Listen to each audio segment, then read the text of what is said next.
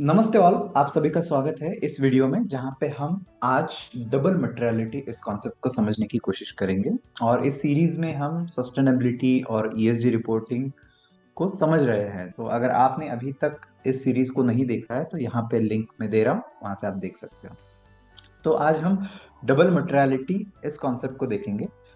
आज का जो एजेंडा रहेगा, हम स्टार्ट करेंगे कि मटेरियलिटी को हम एक अलग एग्जाम्पल से, एक कॉमन एग्जाम्पल से समझने की कोशिश करेंगे। और उसके साथ साथ डबल मटेरियलिटी क्या होती है, बेसिक्स क्या है इसके, जीआरआई रिपोर्ट ऑन मटेरियलिटी और केपीएमजी के कुछ स्टेप्स है मटेरियलिटी असेसमेंट करने के लिए, तो वो हम देखेंगे। और फाइनली कंक्लूजन की एग्जैक्टली मटेरियलिटी से क्या कंक्लूजन, क्या आउटकम किसी भी कंपनी के लिए निकलता है। आप देख रहे हैं सस्टेनेबिलिटी सिंपली पुट, जहां पे हम सस्टेनेबिलिटी को सिंपल लैंग्वेज में समझने की कोशिश करते हैं।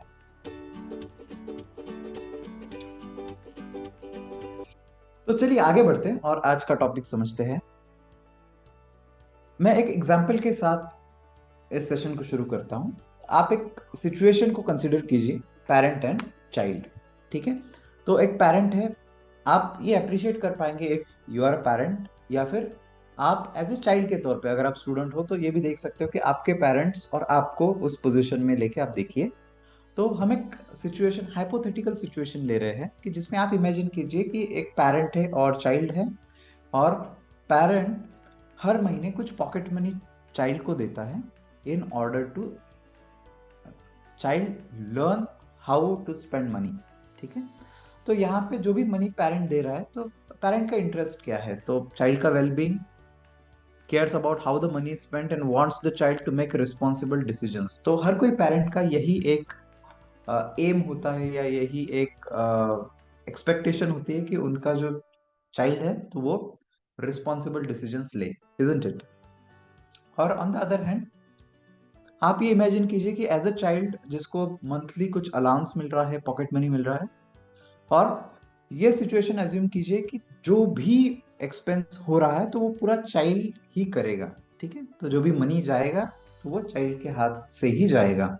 तो in this situation, all expenses, तो child has to prioritize based on values which are the significant one।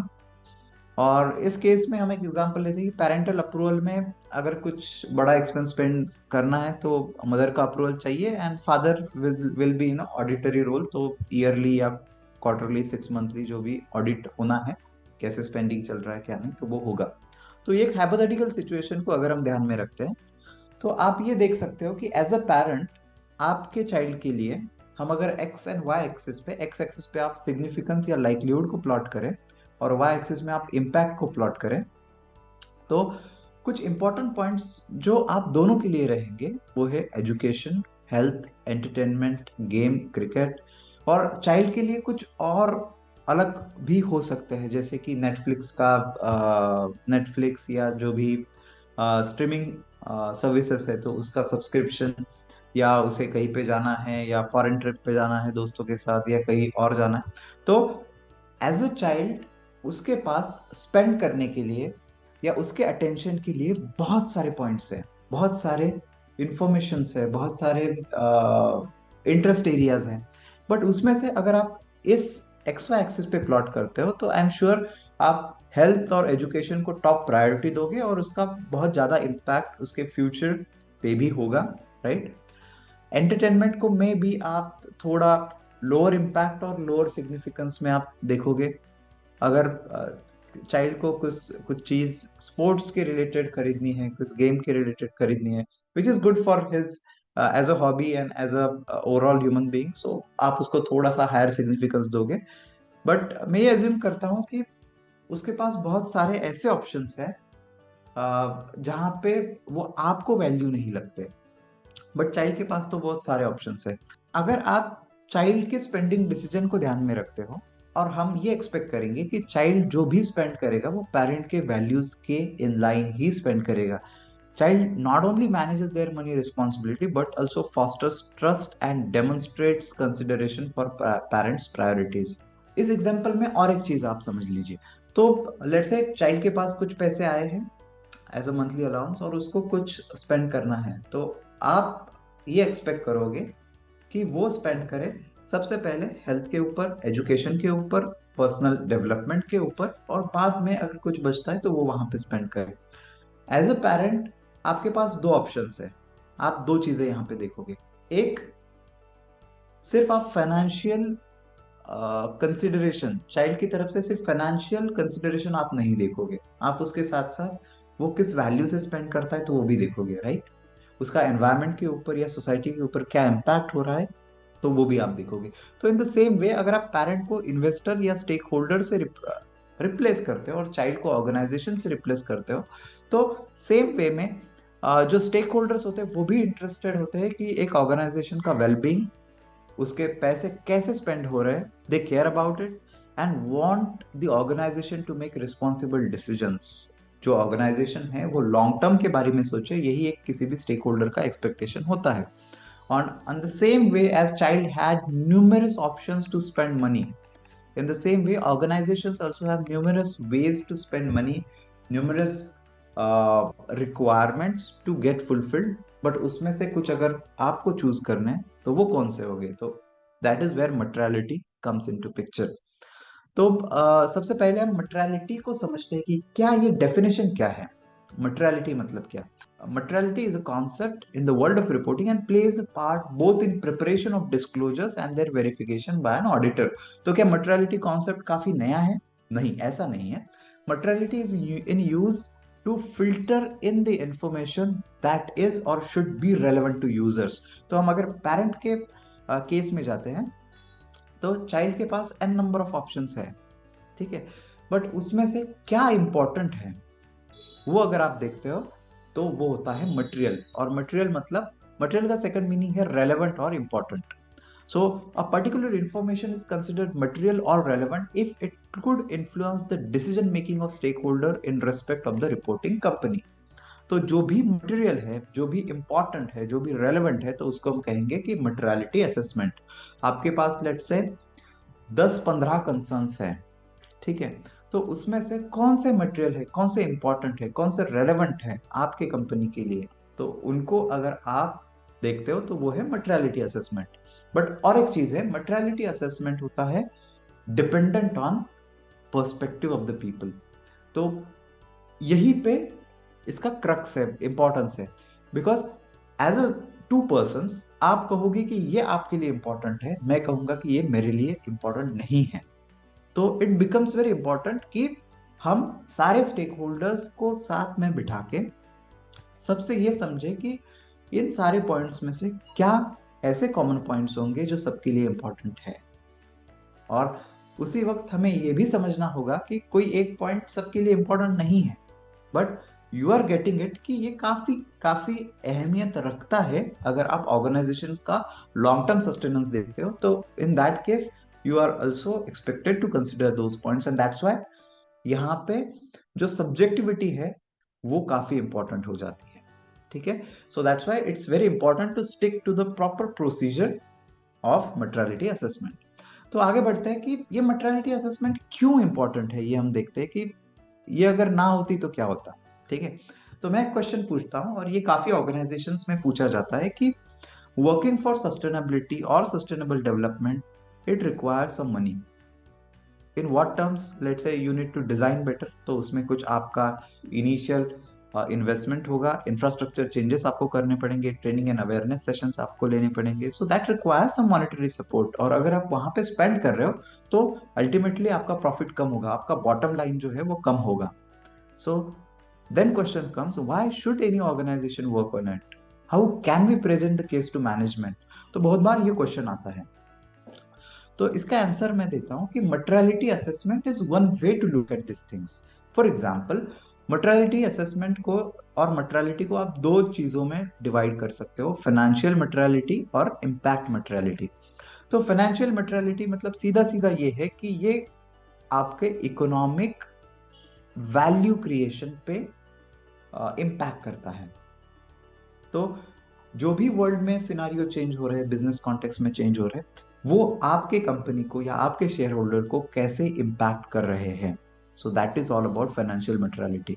तो बहुत बार ये होता है कि कोई प्रोजेक्ट जो है वो फाइनेंशियली रिटर्न ऑन इन्वेस्टमेंट या फाइनेंशियल प्रपोजल में काफी अच्छा जाता है, तो यहाँ से वो ओके हो जाएगा। बट इन दैट केस कि जहां पे वो फाइनेंशियली उतना सेंस नहीं बना रहा है, but as a organisational value आपको पता है कि ये काफी इंपॉर्टेंट है, then how do you deal with that? So that's why impact materiality comes into picture, jahan pe information on reporting companies impact on economy, environment and people for the benefit of multiple stakeholders such as investors, employees, customers, suppliers and local communities.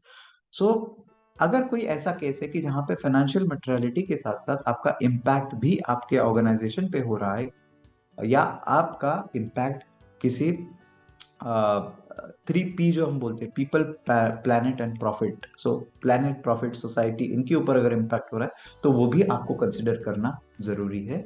तो इन दोनों को consider करने का जो process है या जो procedure है, जो प्रैक्टिस है, इसको हम कहते हैं double materiality. Not only financial performance, सिर्फ फाइनेंशियल परफॉर्मेंस आपके लिए इंपॉर्टेंट नहीं है, बट उसके साथ साथ सोसाइटी और एनवायरमेंट के ऊपर होने वाले इम्पैक्ट वो भी आपके लिए उतने ही अहमियत रखते हैं, उतने ही इंपॉर्टेंट है, उतने ही रेलेवेंट है। इसका मतलब है डबल मटेरियलिटी। तो आगे बढ़ते हैं और इसको आप ये कंसिडर कीजिए, लेफ्ट में आपको जो दिख रहा है कि एक्स एक्सिस में हम रिस्क और अपॉर्चुनिटी को ले रहे हैं और वाई एक्सिस में हम रिटर्न ऑन इन्वेस्टमेंट को ले रहे हैं, ठीक है। तो आप इसमें अग्री करोगे, this is normal way to look at things. आपके पास अगर एन नंबर ऑफ प्रोजेक्ट्स है, एन नंबर ऑफ वेज है जहां से आपको स्पेंडिंग करना है, ऐसे प्रोजेक्ट्स है, ऐसे टास्क है, उन 10 में से आप कैसे चूज करोगे कि कहाँ पे इन्वेस्ट करना है? तो मोस्ट ऑफ द केसेस आप भी मुझसे एग्री करोगे कि जहाँ पे अपॉर्चुनिटी काफी ज्यादा है, जहां से फ्यूचर में आपको ज्यादा ग्रोथ मिल सकती है, ऑर्गेनाइजेशन को टॉप लाइन बॉटम लाइन आपका इंप्रूव हो सकता है, ऑन द सेम आरओआई भी उसका काफी बेटर है। मतलब आप इन्वेस्ट कर रहे हो, 6 मंथ्स के अंदर आपको पूरा पैसा आपका रिटर्न मिल रहा है, देन ऑल फ्यूचर में सारा प्रॉफिट ही है। तो दैट मेक्स सेंस, राइट? सो आप ये अग्री करोगे कि मोस्ट ऑफ द रिसोर्सेज हम ऐसे ही प्रोजेक्ट में इन्वेस्ट करेंगे। या फिर रिस्क काफी ज्यादा है, अगर उसको आप कैटर नहीं करते हो तो it is a possibility that कि आपका पूरा कंपनी का जो अप्रूवल है वो ही पूरा कैंसिल हो जाए। तो in that case most of the time you will allocate all your resources, आप सारे रिसोर्सेज यहीं पे अलॉट करोगे, और बाकी जो बचे जहाँ पे रिस्क ज्यादा है, आरओआई कम है, वहां पे करोगे। या फिर आरओआई काफी ज्यादा है, काफी अच्छे कम टाइम में आपको आपके जो भी इन्वेस्टमेंट है वो आपको रिटर्न हो रही है, तो इन दैट केस आप वहां पे इन्वेस्ट करना चाहोगे। And in very rare cases you want to invest in, risk भी नहीं है, आरओआई भी काफी अच्छा नहीं है, राइट? अब यहाँ पे एक कंसर्न आता है कि सारे ही प्रोजेक्ट रिटर्न ऑन इन्वेस्टमेंट के बेसिस पे आप जज नहीं कर सकते। इसका रीजन क्या है कि ऐसा हो सकता है कि किसी प्रोजेक्ट में आपको इन्वेस्ट करना है, वो फाइनेंशियली उतना बेटर नहीं है in terms of return on investment या सिर्फ फाइनेंशियल लेंस से, बट वो इशू काफी इंपॉर्टेंट है आपके ऑर्गेनाइजेशन के लिए। So in that case you have to spend in that particular project. The question comes is how do you justify that, right? तो यहीं पे डबल मटेरियलिटी आपको हेल्पफुल होता है, ओके। और इसको और एक चीज से, और एक रिस्क या प्रॉब्लम से हम समझ सकते हैं। आप राइट साइड में जो ग्राफ देख सकते हैं, तो इसको हम बोल सकते हैं कि time versus space graph for problems.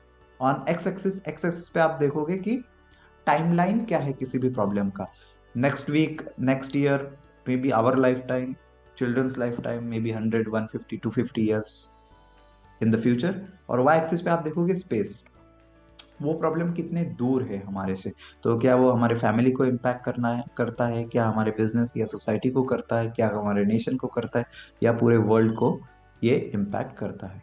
तो in this way we are going away, and in this way we are going ahead in the time. तो आप ये अप्रिशिएट करोगे कि मोस्ट ऑफ द टाइम हम जिस भी क्वेश्चन को डिस्कस करते हैं या फोकस करते हैं, तो वो इन बॉटम लेफ्ट क्वाड्रेंट में ही होते हैं। तो यही जो भी प्रॉब्लम हम देखते हैं, शॉर्ट टर्म साइटेडनेस जो है, नेक्स्ट मंथ या next at least couple of years की हम प्लान करते हैं कि वहां तक हम देखें, और ज्यादा दूर तक हम सोचते नहीं है in terms of space. But sustainability मतलब यही है कि आप ऐसे प्रॉब्लम्स को भी ध्यान में रखो कि जो फ्यूचर में आपको मे बी ट्रबल दे सकते हैं, या फिर उनको आप वो ट्रबल दे सकते हैं, वो इश्यूज कि जो आपसे दूर रहते हैं। सो इन दैट सेंस मैं एक एग्जांपल के साथ इसको बताता हूँ। आपकी कंपनी एक केमिकल कंपनी है, ठीक है, और आपके कंपनी से जो वेस्ट जाता है वो काफी दूर आपने निकाल दिया है और कहीं पे वो लेट से सी में आपने छोड़ दिया है, ठीक है। सो इन दैट केस स्पेस में तो प्रॉब्लम काफी आपने दूर कर दिया है, बट ऐसा नहीं है कि वो प्रॉब्लम, अगर आप प्रॉपर उस वेस्ट वाटर को ट्रीट नहीं कर रहे हो, वो केमिकल आप वैसे ही जाने दे रहे हो, तो there is a chance that somewhere over there might face the negative impact of your chemical. So कोई एक ऐसा कंट्री है, कोई एक ऐसा आइलैंड है, या फिशरमैन कम्युनिटी है, या फौना है, ठीक है, मरीन एनिमल्स है, तो वो यहाँ पे इम्पैक्ट हो सकते हैं। ऑन द अदर हैंड, अगर आप टाइम में भी आगे चलते हो तो आपने ये देखा कि आपने छोड़ के देखा वो chemical around let's say 1 week तक आपने ऑब्जर्व किया, कुछ प्रॉब्लम आपको नहीं दिख रहा है, बट ऐसा नहीं है कि वो आगे चल के कंपाउंड इफेक्ट होके इम्पैक्ट ना करे। तो मे बी अभी आप लोकली उसको छोड़ दे रहे हो, बट अल्टीमेटली जो नियर बाय सोसाइटी है उसको कुछ सालों के बाद, कुछ डिकेड्स के बाद में ऐसे कुछ बीमारी हो जो आपके केमिकल के वजह से वहां पे हो रही है। तो यहाँ से अगर इसी एग्जाम्पल को हम लेते हैं कि उस केमिकल कंपनी को आप, अगर वो कंपनी सोच रही है कि अभी मैं ये एफ्लुएंट है यहाँ पे मेरे पास में ही, मैं इसको जमीन में लेट से छोड़ दे रहा हूँ, तो इन दैट केस मेरी जो पाइपलाइन है लेट से यहाँ पे 1 किलोमीटर की है, बट अगर मुझे इसे प्रॉपर ट्रीट करना है और कहीं दूर किसी सेफ लोकेशन पे मुझे इसको प्रॉपरली डिस्पोज करना है, तो इन दैट केस मुझे यहाँ पे 10 किलोमीटर की पाइपलाइन लगेगी, ये पूरा एक्सपेंडिचर मुझे लगेगा, प्रॉपर ट्रीटमेंट लगेगा। तो why should I do it, ठीक है। मे बी ये कहीं पे बिजनेस में कैप्चर नहीं हो रहा है, रेगुलेशंस में कैप्चर नहीं हो रहा है, बट एज अ ऑर्गेनाइजेशन आपका जो वैल्यू है, are you willing to take this as a initiative? Are you willing to take it as a material topic for you?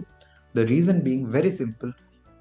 Not only it is financially important for you, or it will become financially important for you in the future, but at the same time आप ये भी देखते हो कि आगे चल के future में ये आपके लिए काफी इंपॉर्टेंट हो सकता है। तो इस एग्जांपल के साथ आप ये समझ सकते हो।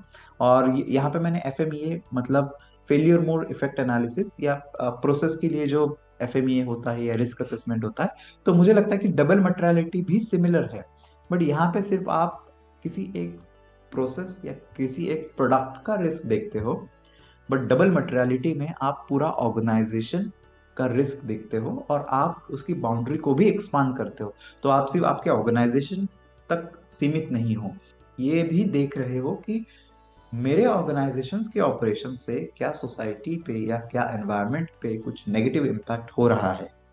तो डबल मटेरियलिटी में आपका रिस्क का जो दायरा है, जो स्टेक होल्डर्स है, वो बढ़ जाते हैं, और आप ये सोचते हो कि क्या बाकी चेंजेस जो हो रहे हैं एनवायरनमेंट और सोसाइटी में, क्या मेरे बिजनेस पे इम्पैक्ट कर रहे हैं आज, और क्या वो फ्यूचर में कर सकते हैं। एट द सेम वे, क्या मेरे बिजनेस के ऑपरेशन सोसाइटी और एनवायरनमेंट पे नेगेटिव इम्पैक्ट कर रहे हैं या फ्यूचर में कर सकते हैं, ठीक है।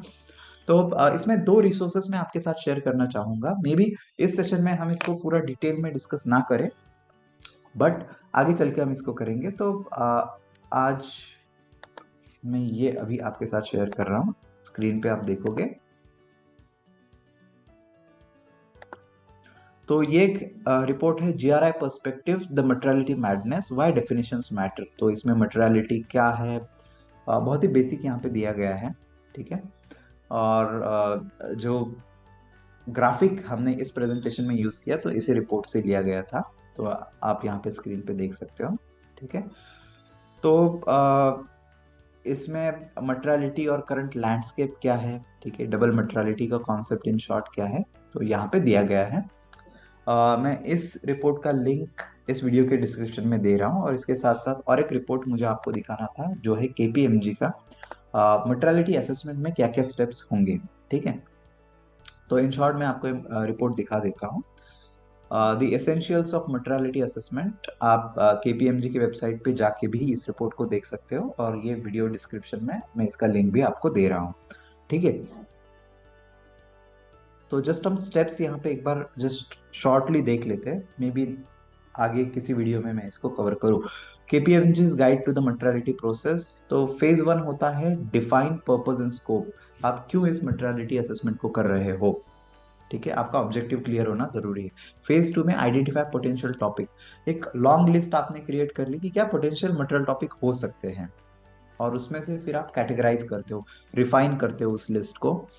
जो भी पोटेंशियल टॉपिक्स है उसको आप क्लस्टर करते हो, ठीक है। फोर्थ स्टेप है gather information about the impacts and importance of topics, explore each material topic in detail to understand its relevance to business and stake holders. Without proper information, without proper data, you won't be able to justify it, right? तो आप इसमें information collect करते हो phase 4 में। Then phase 5 is prioritise, इसमें आप फिर prioritise करोगे मटेरियल टॉपिक्स को based on strategic importance to the business, importance to stake holder, social, economic and environmental impact across the value chain. तो इस प्रायोरिटाइजेशन में से जो भी टॉप के आपके टॉपिक्स रहेंगे उसमें आप फिर टेस्ट करोगे आपके रिजल्ट को with key internal audience to validate the outcome, क्या सच में ये इंपॉर्टेंट है हम सबके लिए। You will seek stake holder feedback, follow up with stake holders, उनको भी आपका जो मॉडल है, आपका जो भी आपने बनाया है असेसमेंट का जो रिजल्ट है वो इनको भी दिखाइए ऑल स्टेक होल्डर्स को, और उनसे भी समझिए कि क्या वो भी इस सारी चीज से, इस आउटकम से अग्री करते हैं, और try to understand. And as you can see it is looping in back again to the phase 1। तो यहाँ पे ये कंटिन्यूस प्रोसेस है, तो जैसे ही आपका अंडरस्टैंडिंग और बढ़ता है तो आप इसको रिफाइन करते जाते हो, तो it's not a one time activity, ठीक है। और इसमें फिर फेज वाइज भी और डिटेल्स दिए गए हैं कि इसको आप कैसे कर सकते हो और क्या क्या प्रोसेस, क्या क्या टूल्स इसमें आप यूज करोगे, ठीक है। तो आगे बढ़ते हैं हमारे रिपोर्ट, हमारे डिस्कशन में। तो इन शॉर्ट मटेरियलिटी असेसमेंट को आप अगर कंक्लूजन में मैं बताना चाहूँ इन 1 मिनट, तो 2019 में यूरोपियन कमीशन ने ये इंट्रोड्यूस किया था idea double materiality sustainability reporting के कॉन्टेक्स्ट में।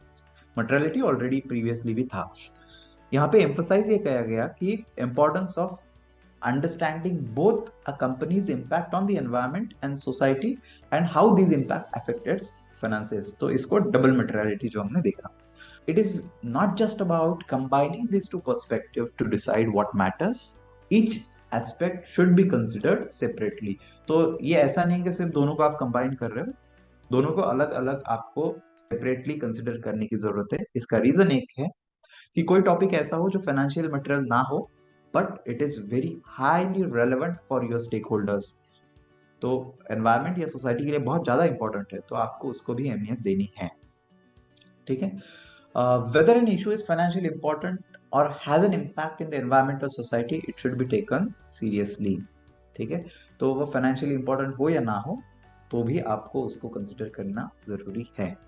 Companies should first assess how their actions affect the world around them and then identify specific information that is financially important to them and their stakeholders so that it can be achieved quickly, ठीक है। और इसको करने के लिए दो veg है, एक तो है कि जो भी आपका मैंडेटरी रिपोर्टिंग है आपको वो करना ही है, तो उसमें अगर आपका मटेरियलिटी असेसमेंट होता है तो definitely that is one way, you will go to the relevant standards or relevant frameworks and accordingly you will start your materiality assessment. On the other hand, you will do it for your organization to understand what is really important for us and how do we spend it. तो पहला ये है कि आप check कीजिए जो भी आपका फ्रेमवर्क है और स्टैंडर्ड है जिसमें आप रिपोर्ट, सस्टेनेबिलिटी रिपोर्ट पब्लिश कर रहे हो, तो उसमें क्या इंपॉर्टेंट है, just start with that and as your understanding, जैसे आपका अंडरस्टैंडिंग और इसमें बढ़ेगा तो आप डेफिनेटली इस प्रोसेस को रिफाइन करोगे और you will get a value out of it, ठीक है। तो इस वीडियो में हम यहीं पे रुकते हैं। Thank you so much everyone for your valuable time. I hope इस वीडियो से आपको कुछ इंपॉर्टेंट पॉइंट्स मिले हो, और ये ऐसा टॉपिक है कि इसको कंटिन्यूअसली हमें डिस्कशन, कंटिन्यूअसली ये इवॉल्व होता है, तो लेट्स कीप इन टच। और आपको इसमें और क्या जानना है या कुछ अगर आपके क्वेश्चन है तो प्लीज़ आप कमेंट करके पूछ सकते हो। अगर वीडियो पसंद आया हो तो प्लीज़ लाइक करें, कमेंट करें, शेयर करें और सब्सक्राइब करें अगर नहीं किया है, बेल आइकन को प्रेस करें सो दैट नेक्स्ट टाइम जो भी वीडियो आए वो आपको आपके फीड में या नोटिफिकेशन में मिल जाए। Again thank you so much. Next video में मिलते हैं कुछ ऐसे ही अलग टॉपिक के साथ, हमारे सस्टेनेबिलिटी अंडरस्टैंडिंग को और थोड़ा एक्सपांड करने की कोशिश करते हैं। Thank you so much. Have a great day. Thanks.